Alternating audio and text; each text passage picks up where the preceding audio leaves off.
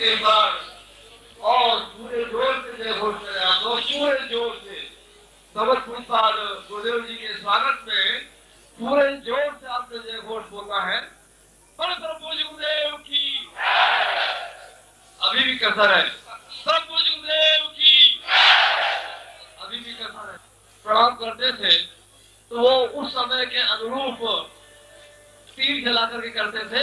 हम जय घोष परम पूज्य गुरुदेव की, परम पूज्य गुरुदेव की, परम पूज्य गुरुदेव की, परम पूज्य गुरुदेव की।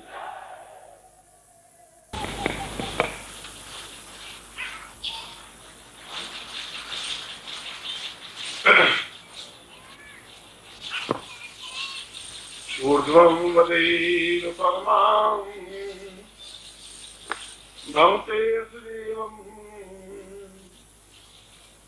स्वर्गस्थितोऽपि परमां वैकुण्ठतुल्यम् देवत्वरूपं परं वैतान्विरूपम् सिद्धार्थमूलं प्रणमो नमामि। एक संसार की एक ऐसा दिव्य स्थल जो दिव्य चक्षुओं से दृष्टिगोचर नहीं होता, मगर जिसके आत्मचक्षु जागृत होते हैं, जिनका हृदय अपने आप में पूर्ण 10 महाविद्याओं से सिद्ध होता है, जो ऊर्ध्वपात क्रिया से संपन्न होते हैं, ऐसे ब्रह्मत्व सिद्ध योगियों की तपस्थली सिद्धाश्रम के समस्त ऋषियों, जो कि वैकुंठ और स्वर्ग से भी ज्यादा महत्वपूर्ण और श्रेष्ठ है, उन समस्त ऋषियों का अपने पूज्य गुरुदेव का आशीर्वाद मैं आप सबको प्रदान करता हूँ कि आपके लिए गुरु पूर्णिमा अत्यंत शुभ, उन्नतिदायक और पूर्णतादायक हो, ऐसा ही मैं आपको आशीर्वाद देता हूँ।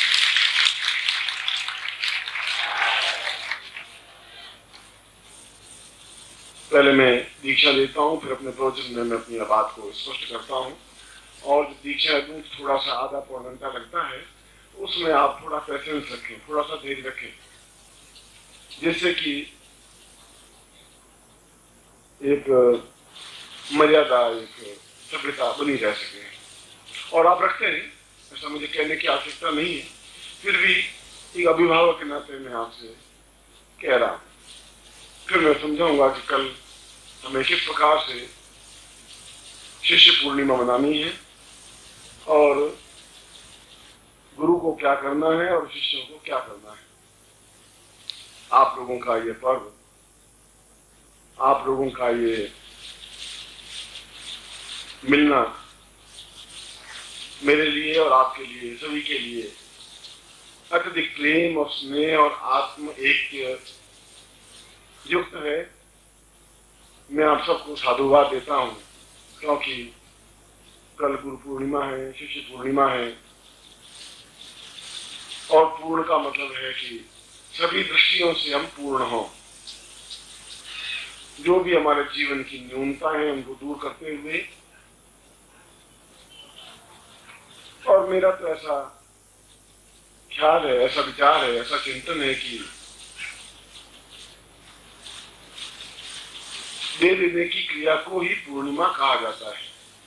जब हम तन और मन एक प्रदान कर लेते हैं तो अपने आप में पूर्णता प्राप्त हो जाती है। इसीलिए राधा और कृष्ण को दो देह एक प्राण कहा गया है। और इसीलिए इस श्लोक में भी गुरु और शिष्य को भी दो देह एक प्राण से संबोधित किया गया है। जब तक साधक प्राण तत्व में नहीं जाता तब तक साधक अपने आप में उच्च योगी भी नहीं बनता। प्राण तत्व में जाने का तात्पर्य यह है कि जीवन के 7 कोश है, अन्नमय कोश और प्राणमय कोश। आगे तो ऊर्ध्वमय कोश, विरक्तिमय कोश, 7 कोश है।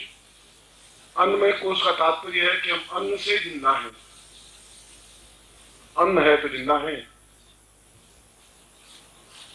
अन्न नहीं लेंगे तो 5, 7, 15, 20 दिन रहेंगे और शरीर अपने आप में सूखता हुआ समाप्त हो जाता है।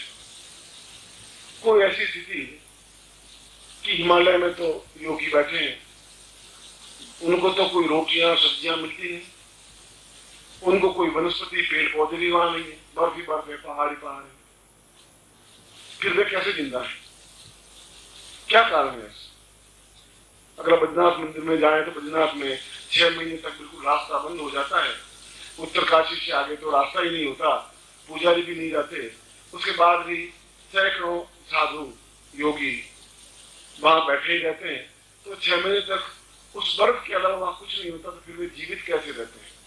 जब ऑक्सीजन भी मात्रा कम हो जाती है फिर भी वे कैसे जीवित रहते हैं? वे प्राणमय कोश में होते हैं और प्राणमय कोश में कोई भी गृहस्थ भी आ सकता है। और जब प्राणमय कोश में चला जाता है तो अपने आप में पूर्ण योगीश्वर बन जाता है, योगी बन जाता है। योग का मतलब है अपने आत्मा को ब्रह्म से एकाकार कर देना। योग 2 चीजों को जोड़ना। जब हम अपने मन को, तन को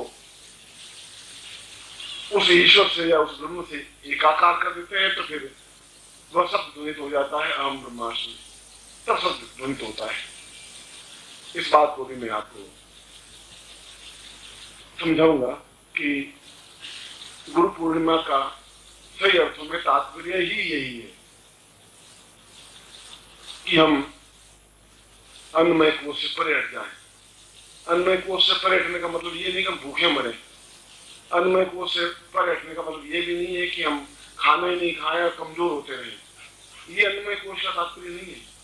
अन्नमय कोश का तात्पर्य यह है कि उस विद्या को, उस कला को, उस ज्ञान को, उस चिंतन को उस जगह स्थान पर पहुंच जाए जहां भूख लगे ही नहीं और शरीर स्वस्थ रहे, जहां प्यास लगे ही नहीं और शरीर अपने आप में स्वस्थ रहे। और जब भूख और प्यास नहीं लगेगी तो मल मूत्र विसर्जन की क्रिया भी नहीं होगी और उसके बावजूद भी शरीर अपने आप में स्वस्थ बना रह सके। हम और तुम्हारे से भी ज्यादा स्वस्थ, ऐसी स्थिति योगियों की होती है। इसीलिए योगी वंदनीय होते हैं। इसीलिए योगियों को योगीश्वर कहा गया है। योगी शब्द नहीं कहते हैं, योगीश्वर कहते हैं जी। अमुक संत योगेश्वर है, विशुद्धानंद जी योगेश्वर थे या अमुक योगीश्वर है। कृष्णम वंदे, और कृष्ण को हमने योगीश्वर कृष्ण कहा है। कृष्ण में रहते हुए भी योगीश्वर रहे। घर में 56 भोग होते हुए भी और अपने आप में पूर्ण अन्नमय कोश में हो जाना। एक बार एक नदी थी और नदी में बाढ़ आई हुई थी। दुर्वासा की पत्नी नदी के उस पार कृष्ण की अत्यंत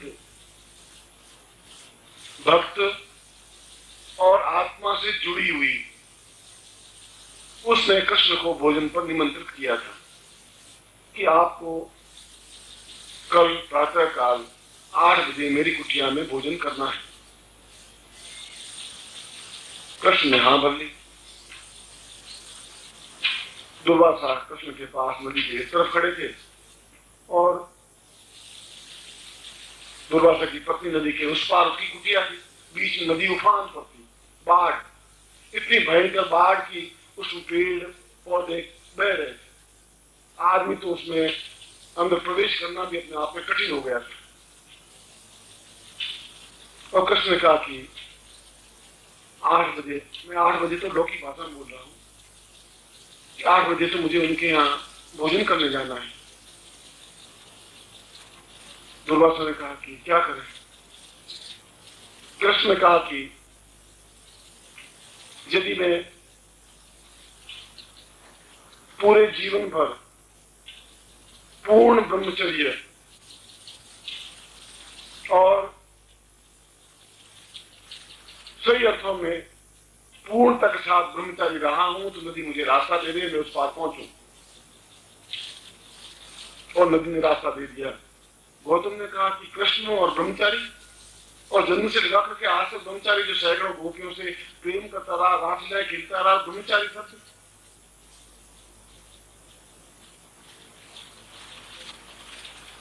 नदी के उस पार पहुंचे गौतम और कृष्ण।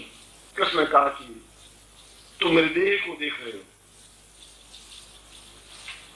देह के साथ तो मेरे सैकड़ों लोगों के साथ संबंध थे, और थे भी और प्राणमय को से नहीं भी है, क्योंकि मैं अपने आप में तटस्थ हूं, विरक्त हूं। हुआ यह कि भोजन बना, कृष्ण के लिए भोजन बना, और जब भोजन की थाली परोसी, क्योंकि घर में उतना ही तो आटा था, एक साधु के सन्यासी के घर में कितना आटा रहेगा, एक व्यक्ति को भोजन कराने लायक भोजन बना था। उसकी पत्नी ने प्रेम से भोजन परोसा। उसी समय याज्ञवल्क्य अपने 2000 शिष्यों के साथ वहां आकर के खड़े हो गए। उन्होंने कहा कि ये सब बटुक, ये सब सन्यासी आज तुम्हारे यहीं पर भोजन करेंगे, अभी भोजन करेंगे।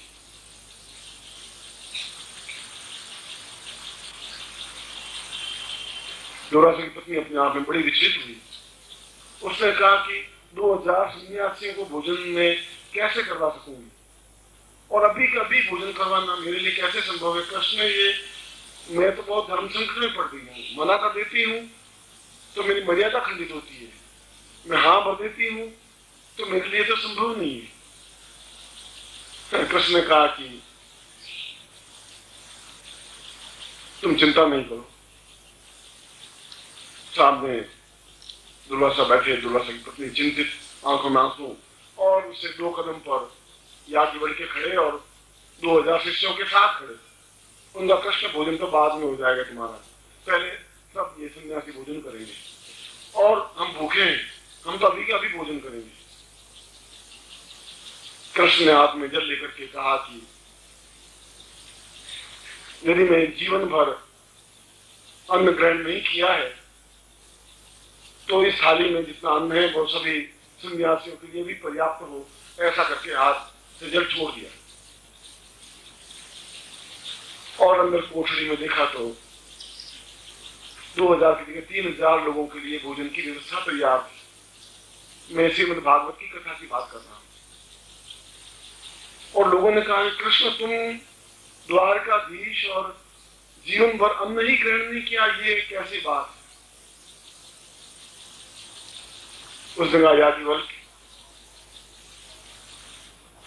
मैं एक बार फिर वही बात दोहरा रहा हूं कि तुम्हारी स्थूल आंखें हैं, तुम मेरे शरीर को देख रहे हो, शरीर से परे ज्यों ही लग करके देखोगे मुझे तो अपने आप में ब्रह्म का एक रूपता देखोगे, प्राण में कोश देखोगे। प्राण को भोजन की भूख की आवश्यकता नहीं होती है, केवल शरीर के लिए, इस माया के लिए उस भोजन को मुझे ग्रहण करना पड़ता है।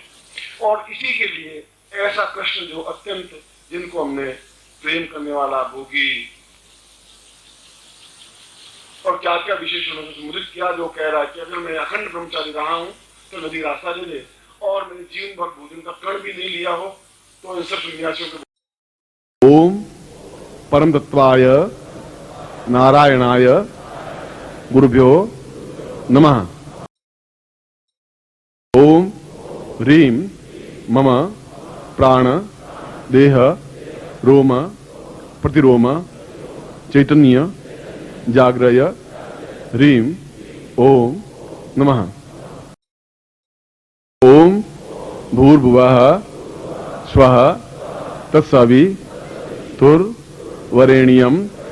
भर्गो देवस्य धीमहि धियो यो नः प्रचोदयात्।